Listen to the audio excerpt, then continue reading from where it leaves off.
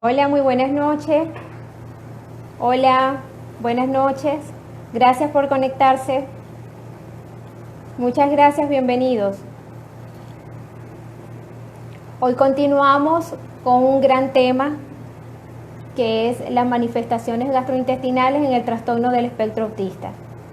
Un tema bien interesante, que de gran interés para todos los papás y profesionales que manejamos el tema del TEA.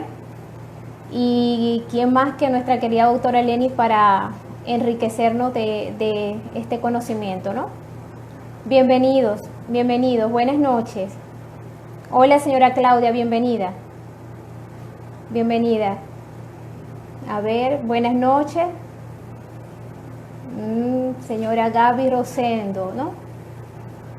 Hola Irene, bienvenida. Gracias por conectarte. Bienvenido, buenas noches. Bueno, yo estoy viendo por acá. Vamos a ver, creo que tengo a la doctora Leni.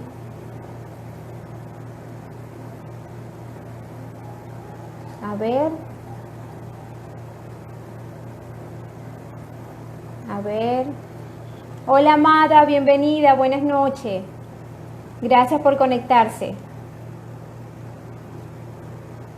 Buenas noches. Señora Reina, bienvenida, buenas noches. Es un gusto, qué gusto verlos por aquí. Estoy viendo las mamás de mis queridos pacientes. Tenemos varios pacientes en el programa y están evolucionando muy satisfactoriamente. Estamos muy contentos. Gracias, queridas mamás, por estar acá. Bienvenida. Muchas gracias. Saludo desde Orlando. Malvi CC, gracias, muchas gracias. Bienvenida Jenny. Bueno, por acá van a estar las nutricionistas de nuestro equipo, la licenciada Jenny Graterori y la licenciada Iraine García. Ellas van a estar apoyándonos para responder las inquietudes que ustedes tengan, porque a veces se nos hace un poco difícil responder, ya que, mire, el tema es muy extenso y es importante que escuchen a la doctora Leni.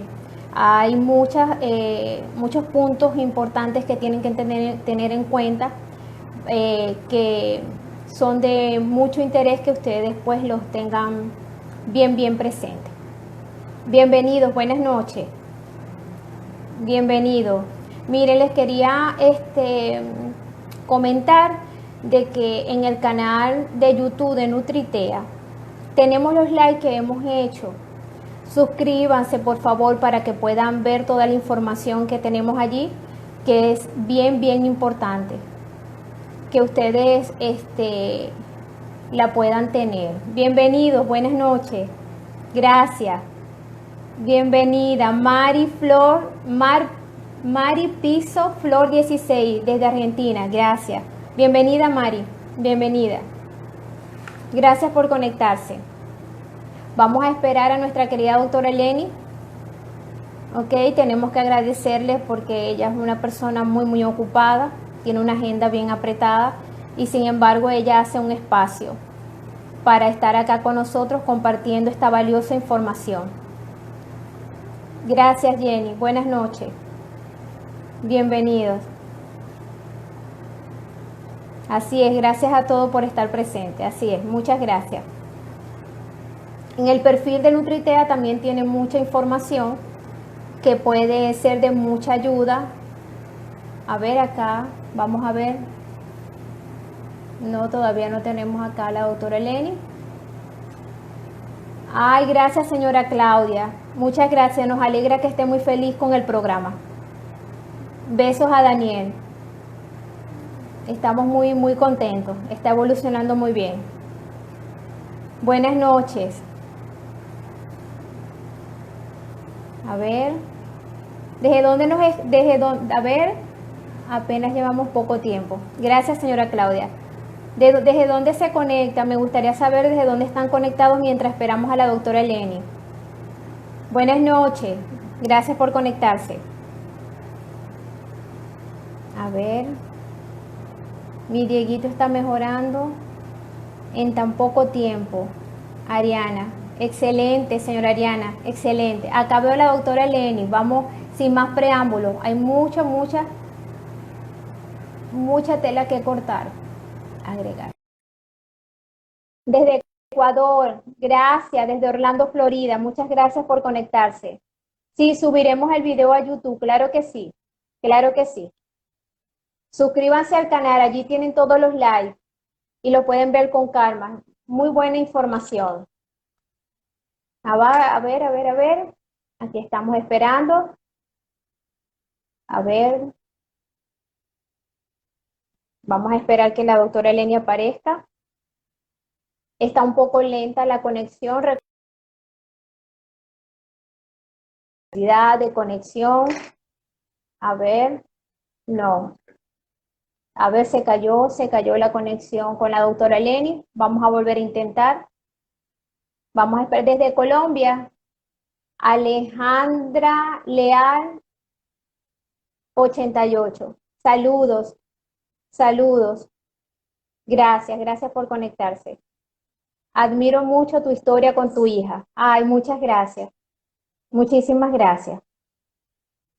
Gracias, Andrea. Vamos a ver. Aquí estoy, Lismari. Buenas tardes. Buenas noches. Buenas noches, doctora. Qué gusto verla. Qué gusto, gracias a Dios, pudo conectarse. Qué bueno, doctora. Bienvenida. Sí, gracias por la invitación. Bienvenidos todos los que están conectados. Bueno, tenemos una hora bien interesante delante nuestro y le damos las gracias por comprender la situación de Venezuela, que van a haber bajones, apagones. Entonces, bueno, ya nosotros tenemos las estrategias por si se cae. Ustedes tienen que esperar unos minutitos que Lismari haga lo que tiene que hacer allá para que pueda restituirlo. Gracias. Bueno, doctora, quiero hacer acá un repaso de los lives que se han realizado. El primer live hablamos sobre la fisiología del sistema digestivo, se tocó un poco la fisiología y lo que eran los síntomas del trastorno del espectro autista. En el segundo live hablamos de los 5 pilares fundamentales de los estresores que desencadenan lo que es la neuroinflamación y la inflamación a nivel gastrointestinal, ¿ok? Incluyendo las alteraciones del microbioma. Esos 5 pilares fundamentales, ¿cuáles eran? El trastorno gastrointestinal, el trastorno inmunológico, la disfunción mitocondrial, el estrés oxidativo y el trastorno metabólico. Y hoy vamos a ver lo que es el abordaje del diagnóstico. Le comentaba a la audiencia, doctora, que esto es un tema bien extenso, bien importante que tengamos bien presente. Y bueno, doctora, sin más preámbulos, le cedo la palabra porque ya estamos empezando, creo que un poquito tarde, pero bueno, vamos a aprovechar el tiempo. Gracias, doctora, bienvenida. Muchísimas gracias.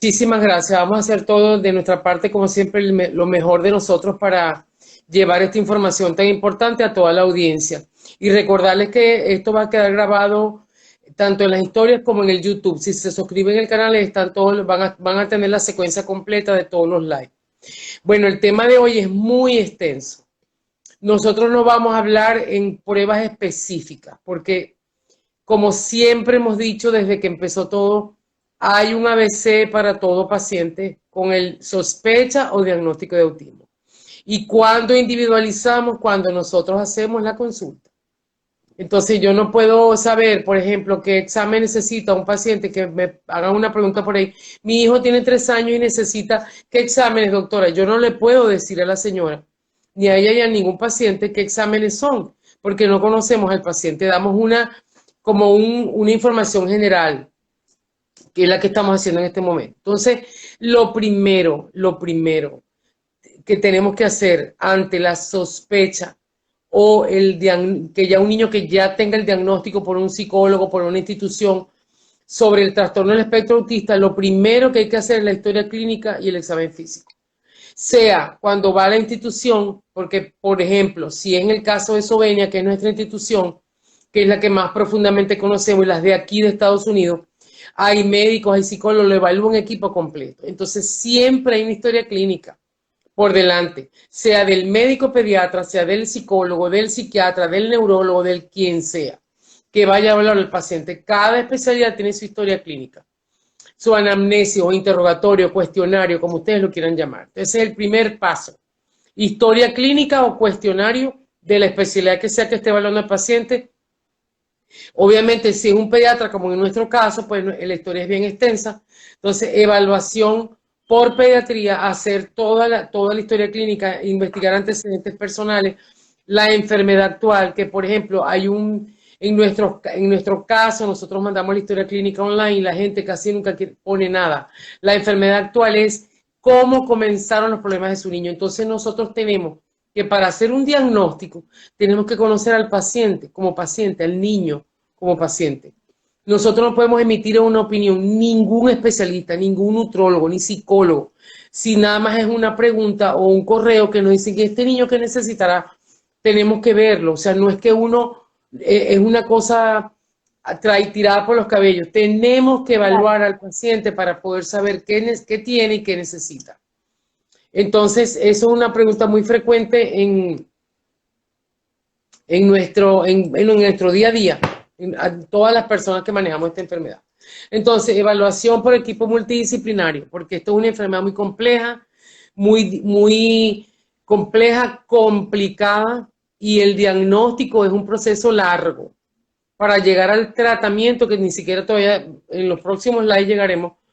Nosotros tenemos que tener bien evaluado todo. Entonces, la evaluación por el equipo multidisciplinario que incluye pediatra, gastroenterólogo pediatra, nutricionista, el psicólogo, el área psicoeducativa, que hay varios terapeutas que intervienen en esta evaluación.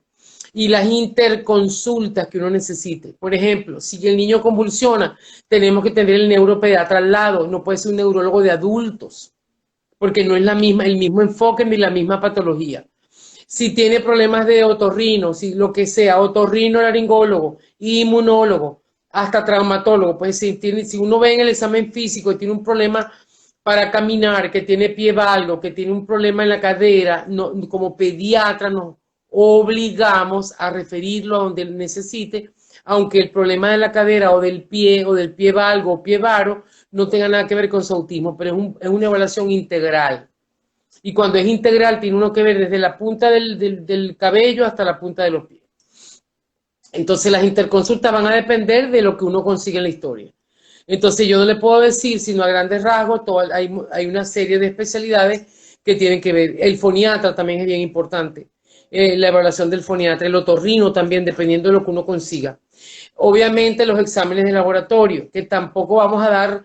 No, yo sé que mucha gente andará esperando que digamos este y el otro, y vamos a hablar de perfiles, porque es lo lógico, lo correcto, para no confundir a nadie y para que los padres y madres no lleven el diagnóstico y el tratamiento de sus hijos en sus manos, porque ese es uno de los serios problemas que hay con la información que anda en las redes, bueno, desde hace muchos años. Eso no es nada nuevo, ni será, ni yo creo que pase, pero los padres y madres tienen que hacer, obviamente tienen que estudiar, hoy en día la gente tiene que informarse, tiene que, viendo este tipo de programas, leyendo, buscando información, pero en modo alguno convertirse en la guía del diagnóstico del tratamiento de su hijo, porque entonces nosotros estaríamos fuera de todo, o sea, fuera de contexto.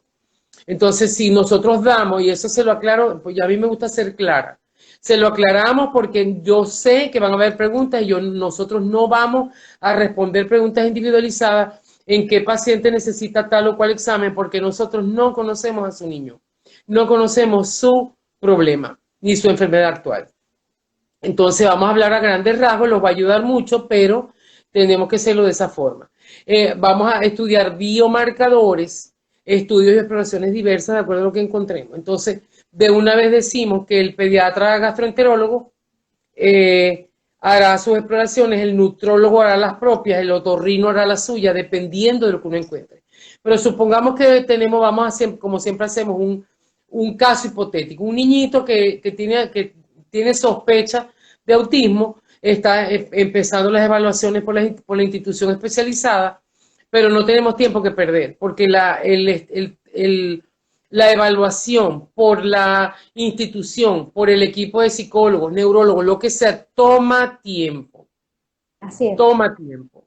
Entonces, hace 20 años era de una manera, ahora no, ahora uno va tratando de que las cosas sean al unísono. Y los mismos psicólogos, la misma, por ejemplo, si van a Sobeña, son 4 horas la primera vez, 4 horas la segunda, y le van diciendo, ok, entonces le llaman las citas, el nutrólogo, el no sé qué, el psicólogo, el terapeuta ocupacional, el terapeuta de lenguaje, porque toman como más o menos un mes en una institución seria de hacer un diagnóstico de este tipo.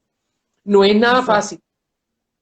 Entonces, supongamos que este bebé no tiene más nada si no tiene trastornos del espectro, tiene problemas digestivos, pero no tiene nada otorrino, nada en el pulmón, no es asmático, no tiene problemas traumatológicos, etcétera, no convulsiona. Entonces, no lo vamos a referir en el momento actual porque vemos que tiene diagnóstico de autismo y tiene la patología característica del autismo. Entonces, para no complicarnos la vida. Entonces, bueno, hacemos nuestra historia, examen físico, que es lo que nosotros no podemos hacer en las consultas online. Es lo único que lamentablemente, por estar en países diferentes y la telemedicina hoy en día, no te permite hacer la exploración física de un paciente. Pero si tenemos la oportunidad y es una consulta presencial, el paciente pediátrico se desnuda de pies a cabeza, excepto los genitales, porque tenemos como pediatra que revisar al niño desde la cabeza a los pies, incluidos sus genitales, con el permiso y la presencia de sus padres en la consulta. Claro. Entonces, Claro. Peso, talla, evaluación antropométrica, como pediatra uno tiene que hacer esas medidas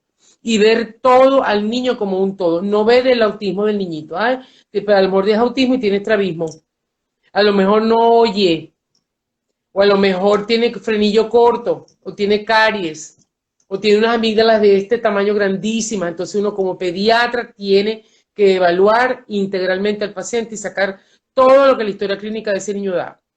Porque no podemos quedarnos con, bueno, es autista, vaya para allá para el psicólogo. No, hay que ver todas las áreas. Entonces, seguimos andando. ¿Cuál es el primer paso? Hacer el diagnóstico. Nosotros tenemos, como no somos psicólogos ni neurólogos, ni Mari es nutrólogo, y todo nuestro equipo, nosotros tenemos que derivarlo a un equipo para que aplique el test de lados, o el CARS, o el ST, o el PEC, cualquiera de los métodos que se estén utilizando, que son 4 en el día de hoy, para tener el diagnóstico definitivo y que nos digan si es leve, moderado, severo, que es lo mismo que grado 1, 2 o 3. Y dependiendo de eso, nosotros vamos a actuar y lo rápido. Entonces, ningún paciente que sea grado 1, grado 2 o 3 debe esperar. Obviamente, el que está más profundo, ese es el primero que tenemos que tomar las riendas y el control de todo el equipo para ser estudiado.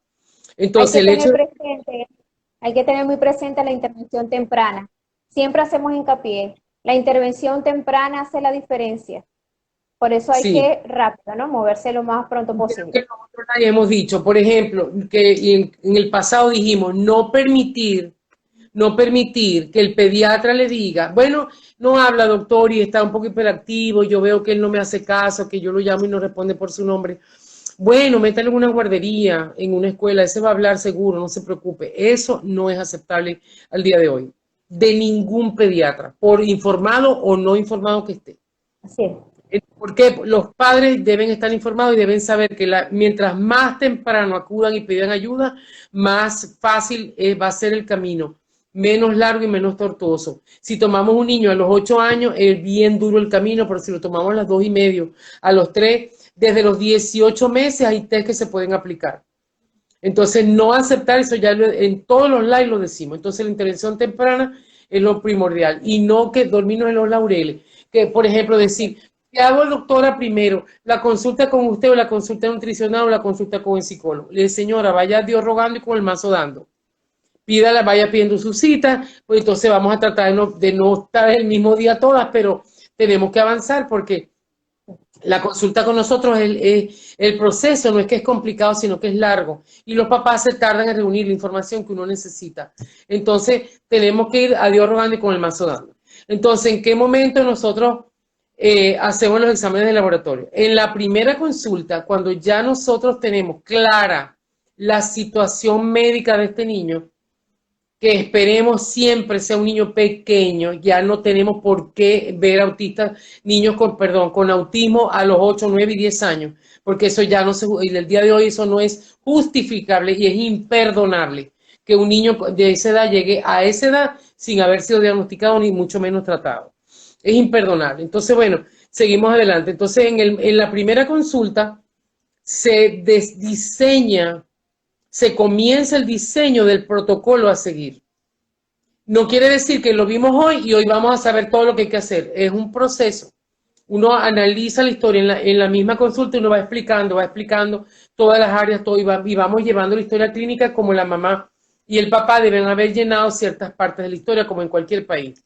Entonces uno ya se va formando la idea. Cuando tienes el diagnóstico es más fácil, pero si todavía no lo tienes, nosotros hacemos el test de la TEC, que se debe hacer, está libre para cualquier persona, pero nosotros recomendamos hacerlo con el profesional de salud que tenga el caso del niño.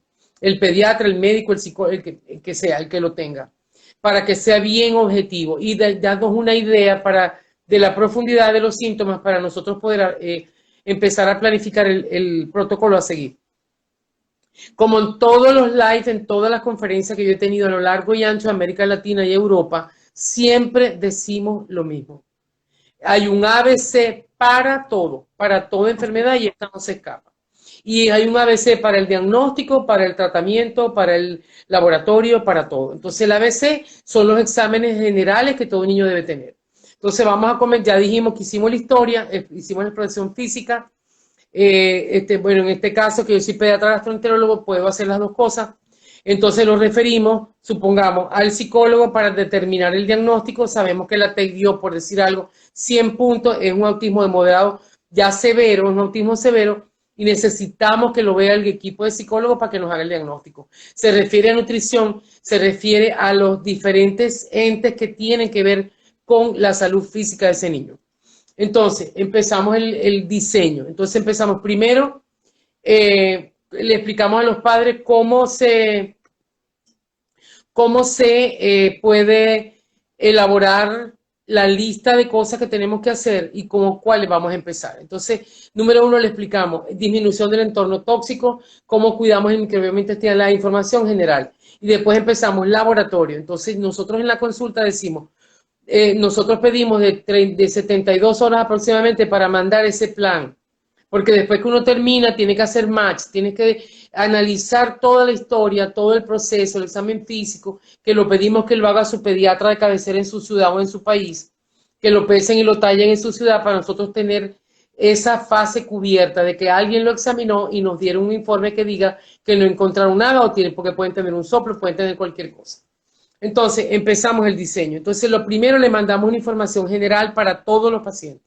Cómo cuidar el intestino, cómo cuidar el microbioma, hacer el green home, sacar el microondas, sacar las ollas de aluminio, etcétera, productos para higiene personal. Esa es la información que decimos ABC, que se le envía a todos los pacientes con esta sospecha de este diagnóstico o con la clarificación del diagnóstico. Entonces, los exámenes de laboratorio. Hay un perfil general ABC para todos los niños con autismo.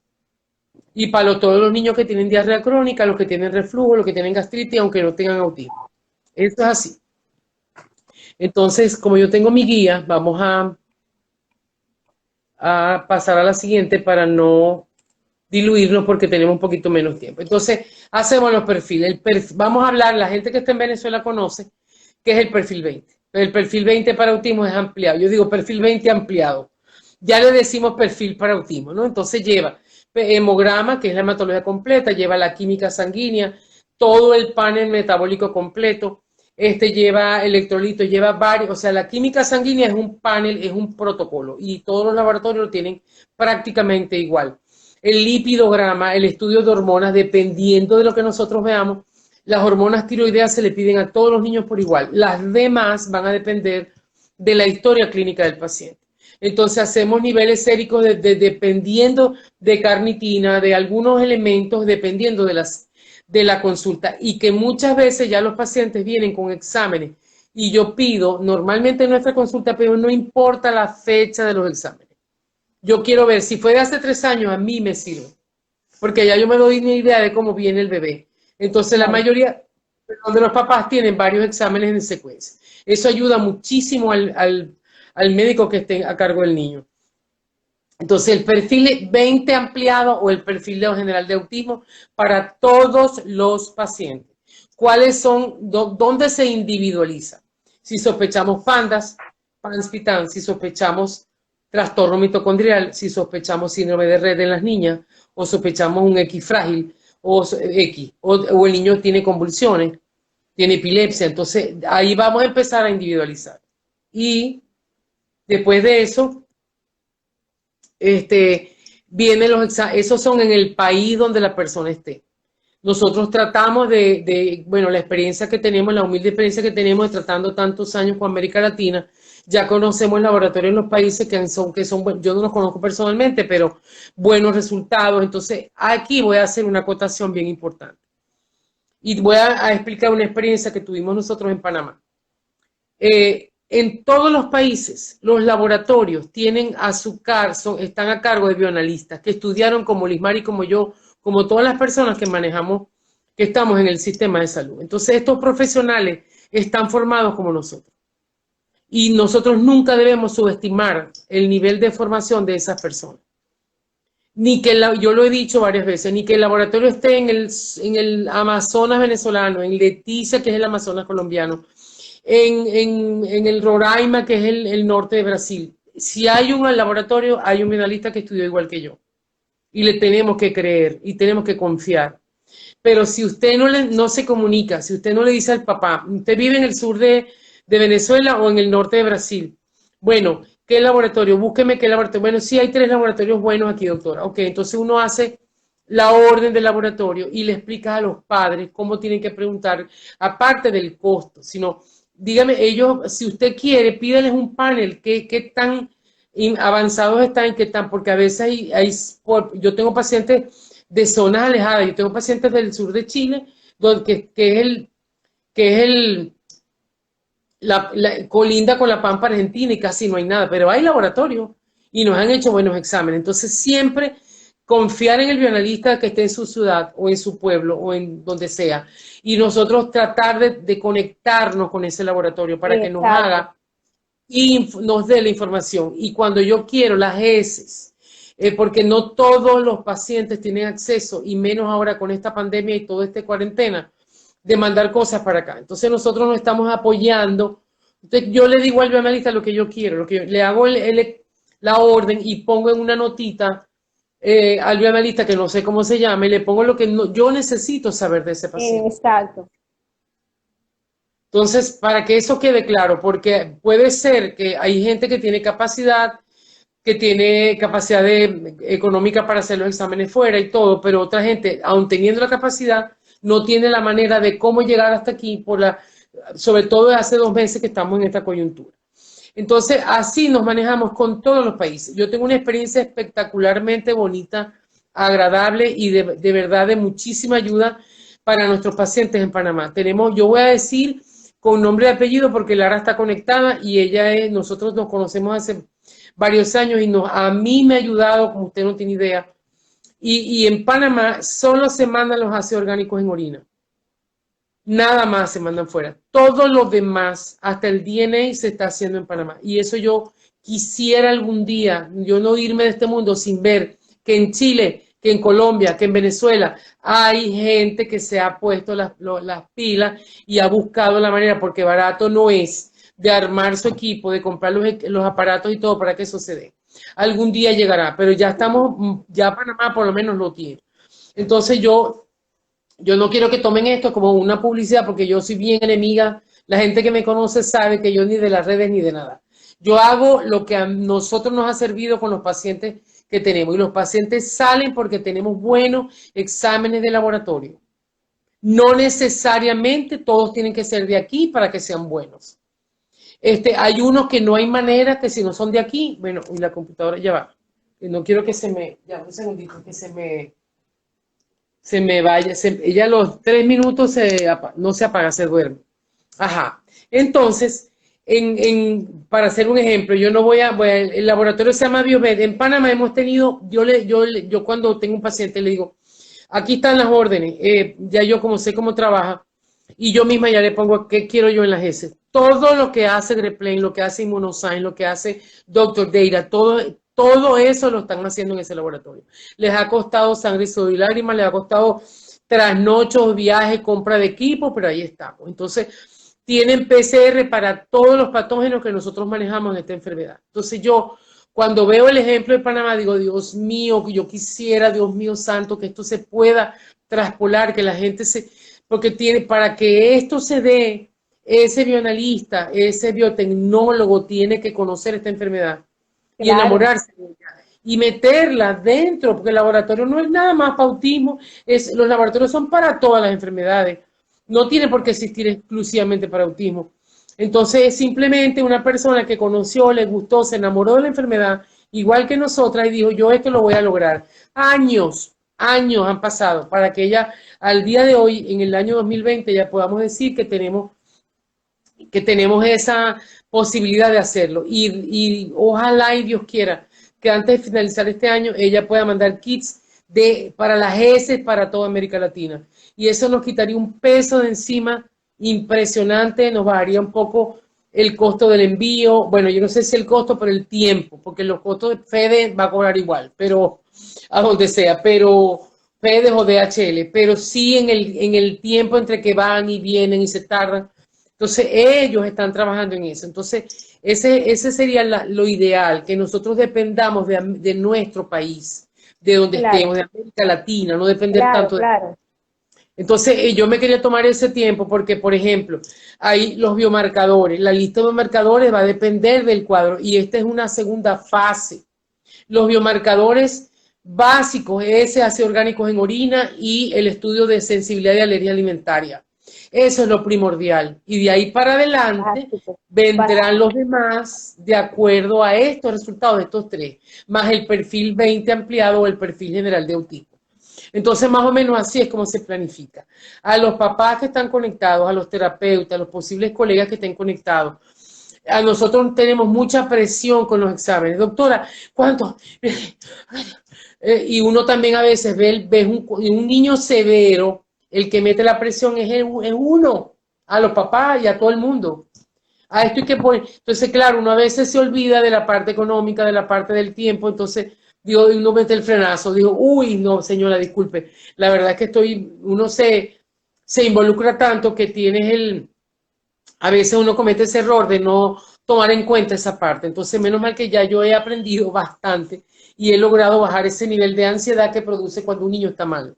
Porque eso para uno es un reto demasiado grande y una tremenda responsabilidad. Así es, entonces, totalmente. Entonces quedamos en que cuando tengamos perfil general ampliado, perfil 20 de autismo, resultado, ácidos orgánicos en orina y estudio de alergia y sensibilidad alimentaria, nosotros ya podemos arrancar a trabajar. Que el DNA, que si el estudio no sé, para el síndrome de X frágil, que yo a todos los varones es una ley. Para nosotros el ABC incluye el X frágil y las niñas con síntomas del síndrome de Rett. Entonces el GPL, estudiar las toxinas, estudiar las micotoxinas, eso va a venir en una segunda fase. Si el niño no está seriamente comprometido, si el niño está serio, severo, aquí no hay tiempo que perder y aquí no hay etapas.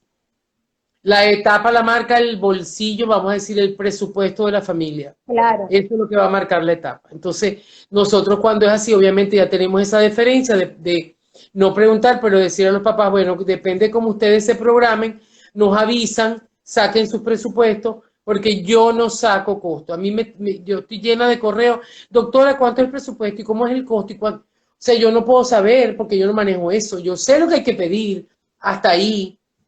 Y cada quien tiene que buscar esa información, ¿no? ¿Sí o no? Claro, doctora, totalmente.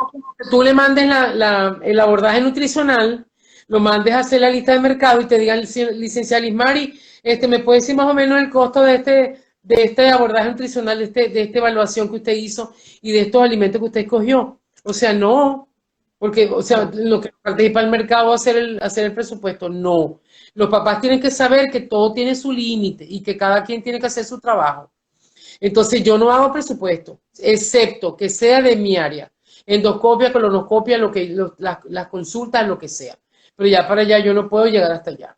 Entonces, Claro. bueno, no sé si hasta aquí, Liz Mari, ¿te parece, tienes alguna pregunta o eh, No, alguna excelente, doctora. comentario? No, excelente, excelente, Bueno, excelente. Los papás, al principio le dije a los papás que estuviéramos bien atentos, que aquí hay mucha tela que cortar, por decirlo de una manera coloquial, doctora. Esto es un tema muy extenso y hay muchas cosas importantes que ellos deben tener presente. Entonces yo prefiero que usted vaya desarrollando el tema y ellos claro, vayan escuchando.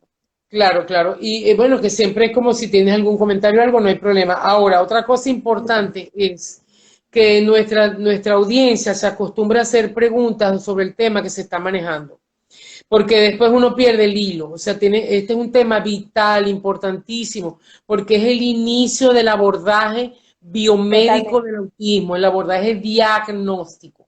Entonces o sea, yo no puedo leer las preguntas porque se congelan, pero si hay preguntas tiene que ser sobre eso. Entonces, y que estar bien atentos porque esta información va sobre la marcha. Entonces, la otra cosa, que dicen, bueno, doctora, pero es que por ejemplo, yo no puedo mandar las cosas a Estados Unidos porque yo vivo en el Perú, en cerca de Machu Picchu, en el Cusco, y aquí está complicado. Entonces bueno, empezamos a indagar, a buscar, bueno, señora, búsqueme los nombres en los laboratorios, búsqueme los perfiles, y uno va acomodando la cosa, y entonces tratamos de minimizar lo que tiene que venir para acá, porque hay cosas que definitivamente en nuestro país no tienen. Así es. Entonces, esa es la parte del abordaje del laboratorio. Entonces, esos son vitales. Los ácidos orgánicos en orina y el estudio de la sensibilidad alimentaria. Porque Sensibilidad sin eso el alimentaria. nutrólogo no puede trabajar. Para El, nosotros es, ajá. Entonces, tantos parámetros que hay que medir, tanta información que necesitamos de este niño para diseñar el tratamiento, diseñar el abordaje biomédico, el abordaje médico, terapéutico. Sin esa información es vitalmente imposible.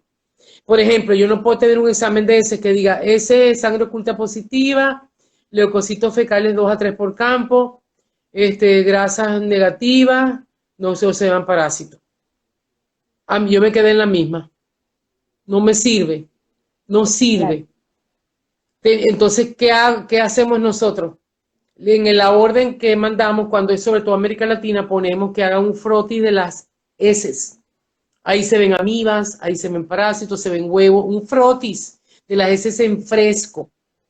Se haga un buen cultivo, entonces uno se comunica y dice, bueno, en la orden le pone pan, lo que tú quieres que ese analista busque. Y ya con eso uno va avanzando. Yo he tenido muy buenas experiencias de pacientes de Perú, de Sudamérica, sobre todo de Chile, de Uruguay, de la frontera con Argentina, o sea, de gente que no tiene acceso al laboratorio grande, ¿no? Hemos tenido buenas y bonitas experiencias. Entonces, necesitamos muchísima información de la bioquímica del niño, porque sin eso no se pueden tomar decisiones terapéuticas. Hoy en día no se justifica que uno ponga suplementación, tratamiento, lo que sea al ojo. Bueno, hay que ponerle así vitamina es, B12 porque a todo el mundo hay que ponérselo, como era antes, hace 20 años así era. así es. Pero nosotros tenemos que ver en las heces, le voy a hacer un recuento a grandes rasgos. Azúcares reductores, tenemos que ver los marcadores de inflamación, lisozima, lactoferrina, calciproteína, sonulina, tenemos que ver el pH, los ácidos grasos de cadena corta. Eso no tiene nada que ver con las bacterias, ¿eh? Aparte, todas las bacterias, los hongos, la flora saprófita, la flora comensal y la flora patógena. Entonces, yo con un examen que me diga azúcar en el reductor es positivo, no se observan parásitos, sangre oculta negativa, yo no tengo nada de información para cómo manejar esto. Entonces, si nosotros nos comunicamos y hacemos una orden del laboratorio, que eso va a depender del médico, bien explícita, y le hace una notita al bioanalista, por favor, investigue esto y esto y esto, ese bioanalista lo va a hacer, porque al bioanalista le gusta su trabajo. Y dice, ay, qué bueno que, no, examen de ese en fresco, coprocultivo y ya está. No, tienes que pedirle. Entonces, se abre una ventana en el examen de ese y pones todo lo que tú quieras que te averigüe.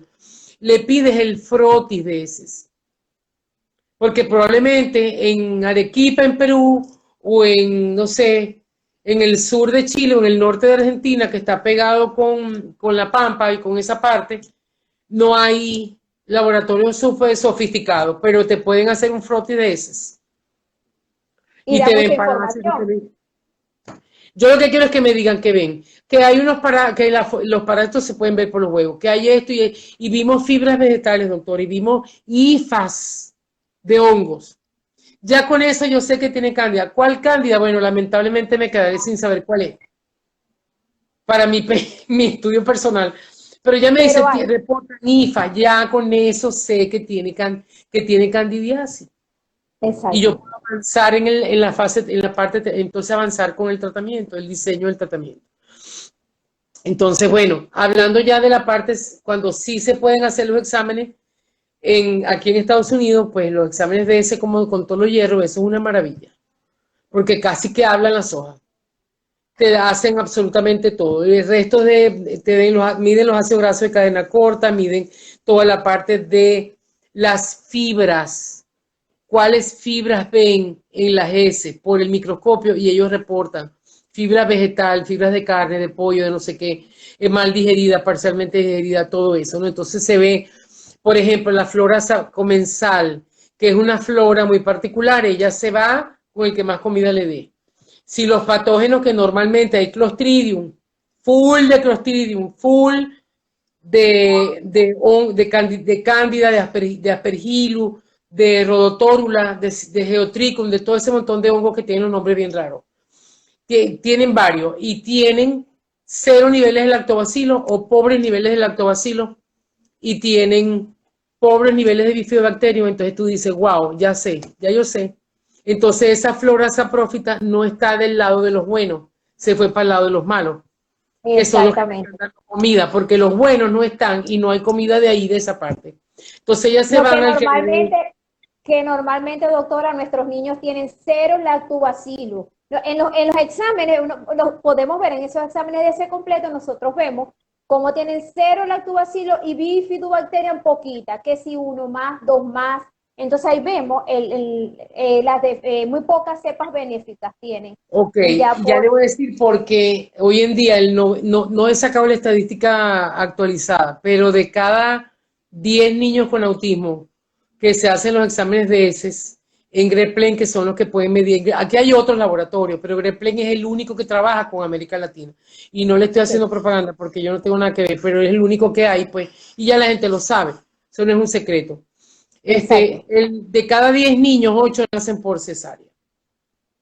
Esos exacto. 8 en la vida van a tener lactobacillus ni bifidobacterium, porque esos son bacterias que se adquieren del canal En el del canal. parto. Entonces, Exactamente. esto es bien importante que quede claro para que los pacientes sepan por qué nosotros somos tan exigentes cuando pedimos un examen de ese.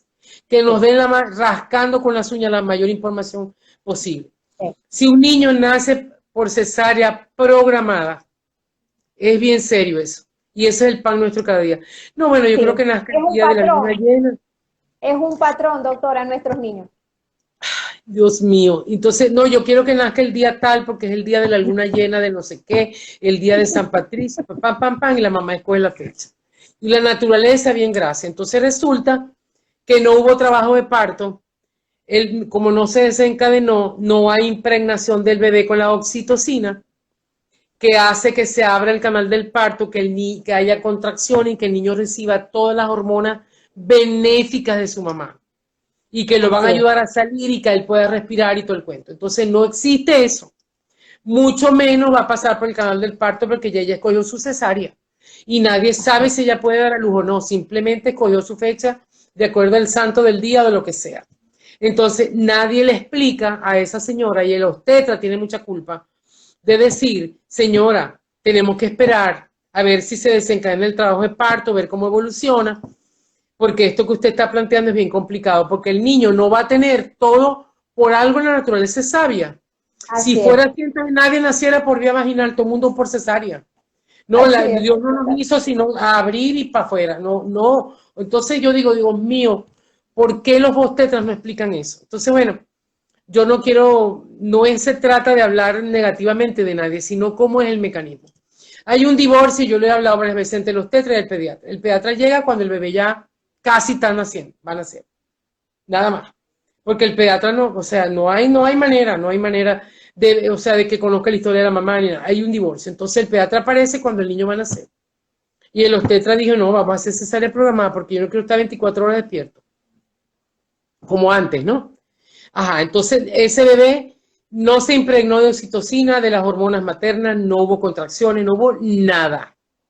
Y mucho menos pasar por el canal del parto para que él tenga las bacterias que van a formar la gran familia del lactobacillus y bífido de su flora intestinal que va a ser para toda su vida. Así es, Que como totalmente. eso no es posible, la mayoría, podemos sacar una estadística de los exámenes que tenemos que estudian la flora que no tiene lactobacillus ni bífido. Así es. Y toda la vida tienen que tomarse eso, porque ¿de dónde lo van a sacar si no lo tuvieron del canal de su mamá, el canal del parto, de la vagina de su mamá? Donde están, se llama bacilo de Doderlein cuando todavía está en la mamá. Cuando pasa el bebé ya cambia la cosa. Y el lactobacilo está ahí en el moco vaginal. Entonces, eso es un gran y serio problema. Entonces, de 10 niños, 8 están naciendo por cesáreas programadas donde no hubo trabajo de parto. Entonces, el producto de esas heces, de ese bebé, no va a ser el que uno espera. Por eso los exámenes de heces tienen que ser completos. Por eso me tomé el tiempo de dedicarle, porque las heces es mi caballito de batalla de todos los días. Yo trabajo con las heces de los pacientes y con la orina de los pacientes. Entonces, todo lo que las heces filtra, suelta, la orina, el riñón dice, échamelo para acá. Todo lo que en la orina no, perdón, en las heces no aparece, la orina lo tiene. Por eso se hace, porque la gente dice, tanto examen, doctora. Las dos, si usted no tiene para lo demás, no importa, pero ese ácido orgánico yo lo necesito para poder diseñar y ayudar a este Hay niño. Si mucha no, información allí, mucha información. Las heces hablan. Uno ve las heces y las heces hablan, ¿verdad, doctora? pero fíjate, a veces la cándida o los hongos, vamos a hablar de los hongos en general, salen negativos en el cultivo, porque Eso es esas cándidas importante. son traicioneras. Eso es Ella les da la importante. gana de crecer, sí, bien importante. Entonces a veces no están, ay, salió negativo el cultivo, sí, vean los ácidos orgánicos y lo echamos un cuento. No hay paciente que tengamos que la candidiasis o el hongo que sea esté negativo en las heces cuando lo agarramos por la orina. Los ácidos orgánicos, producto de los hongos, están presentes en el 100% de los pacientes que tienen candidiasis. Aunque el cultivo de hongos esté negativo, y no solo cándida, es la más famosa, pero hay otros. Rhodotórula, Sí, son Trichosporum, varias. Geotrichum, Aspergillus, etcétera. Hay muchísimos. Entonces, por eso me detuve, por eso es importante, porque este es el plan de trabajo. Y nosotros como gastroenterólogos vamos a trabajar con qué, cuál es la expresión del intestino delgado. Las heces. Ese es el producto. Por eso yo en mi conferencia tengo un colon que al final son flores. Las evacuaciones, en vez de ser un bolo fecal, son flores, porque eso es lo que buscamos, que la calidad de las heces sea perfecta. Entonces, para un gastroenterólogo y para un médico pediatra que maneje autismo, aunque no sea gastroenterólogo, las heces son el portal, las heces y la orina, perdón, son el portal de todo el sustrato de cómo está ese paciente metabólicamente hablando.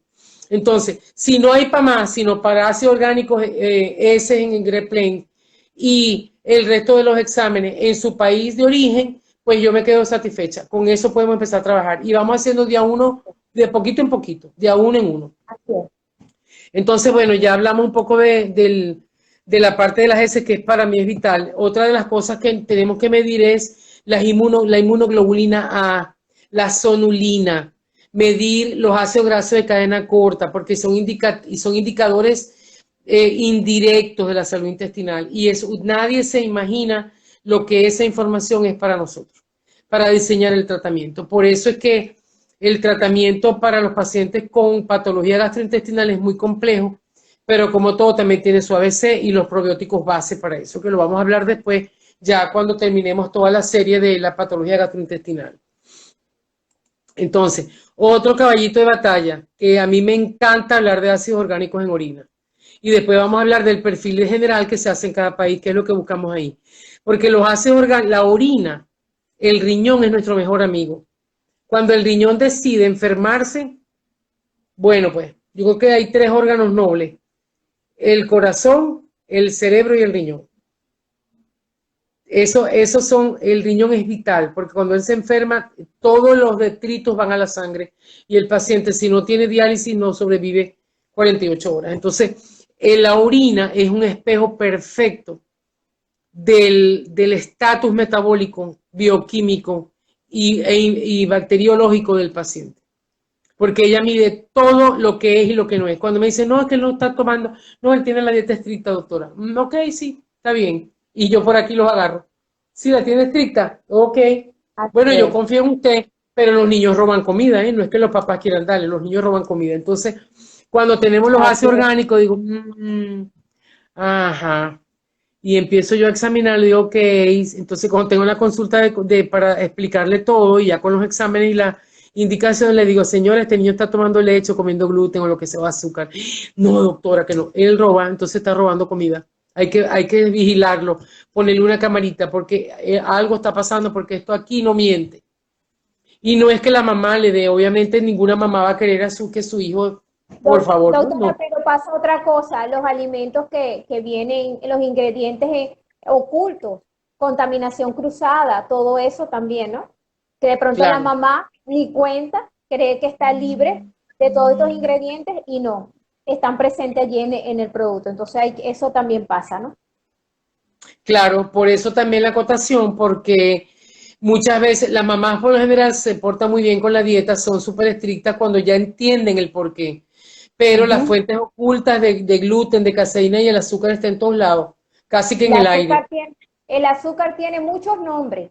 Las personas nada más asocian el azúcar blanca de mesa que ven, pero tiene muchos nombres. Ujú. Está en todo, en casi todo está el azúcar. Ok, entonces aquí tú como nutrólogo puedes también nutrirte de esta información, porque no es solamente, los pacientes roban comida, porque eso ya lo sabemos. Y mientras más grande el niño que no ha Claro, crecido con el abordaje nutricional adecuado, claro. ese que no ha probado mucho el azúcar no la busca, pero los grandes, los que nos llegan muy tarde a la Claro. consulta, esto sí es bien Mm. complicado, ¿no? Sí, sí. Entonces, bueno, por ejemplo, tú me podrías decir cuáles son esas fuentes ocultas del azúcar, porque muchas mamás no saben los nombres diferentes del azúcar, tienen información pero muy vaga de repente, ¿no? Entonces, si amplíanos esta parte y yo después digo cómo es que sale aquí, cómo se llama el azúcar, cuando uno sabe que el paciente está consumiendo azúcar por el tipo de Doc- examen. Doctor, hay muchos nombres. Yo voy a colocar la lista en las historias porque Ok, tenemos, por ejemplo, la maltodextrina. Por decir, la maltodextrina es una fuente de almidón. Eso allí es azúcar. La lactosa es el azúcar de la leche. leche. También puedo, cuando dice lactosa, uno también tiene que ver. El xilitor es otro tipo de azúcar. Hay varios, hay muchos, doctora, hay muchos. Entonces, siempre la mamá tiene que manejar los varios tipos de azúcar para que los identifiquen cuando vean el producto, buscar en los ingredientes y de una vez identificar que tiene azúcar, como otras fuentes, doctora. El gluten también está enmascarado y así. Y el azúcar y el gluten son los peores porque están enmascarados en muchos productos. En Y le muchos ponen productos. nombres que no son coloquiales para que la gente Doctora, no lo detecte. yo le digo a los papás que cuando vayan a comprar algún producto y tengan, mire doctora, más de 5 ingredientes y ingredientes que no se puedan ni pronunciar, no lo compren, no lo compren. O sea, mire, mientras cocinemos en casa, vamos más seguros que estar comprando en el supermercado, los empaquetados, porque siempre hay un ingrediente allí que puede estar, que afecta al niño.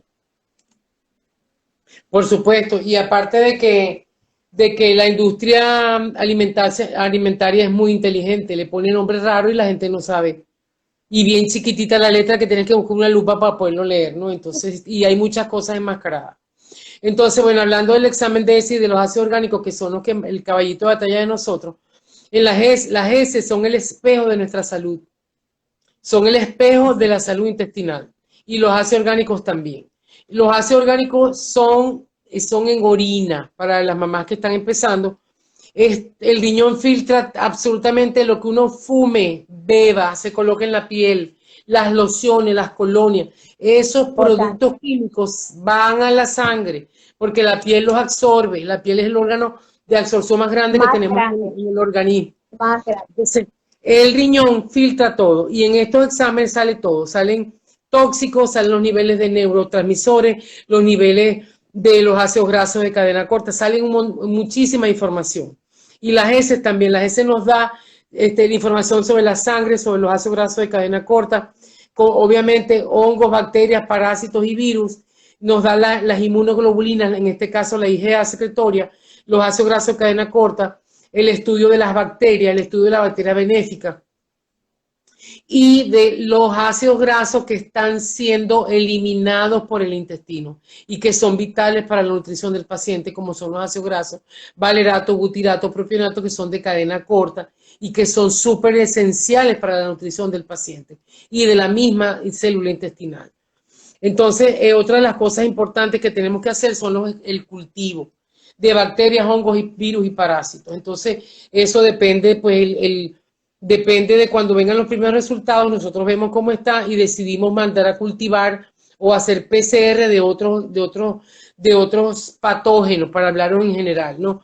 Entonces, vamos haciendo ese tipo una vez que llegan los primeros resultados, nosotros tenemos que analizar y ver qué más exámenes se necesitan. Tratamos de hacerlo en un solo viaje al principio. Cuando vayamos a hacer las indicaciones y diseñar el tratamiento, tenemos que tener toda la información. Nosotros no podemos trabajar con información incompleta. Entonces se divide como en dos partes todo el abordaje del laboratorio de un paciente diagnosticado con autismo. Porque todos sabemos que es costoso y nosotros priorizamos lo que nos va a dar información con la cual yo puedo intervenir rápidamente este paciente y lo que van viniendo después. Entonces, la parte de coprocultivo, de bacteriología y de buscarlas por PCR, los patógenos, va a depender de los resultados preliminares. Y no nos vamos a meter en esa profundidad.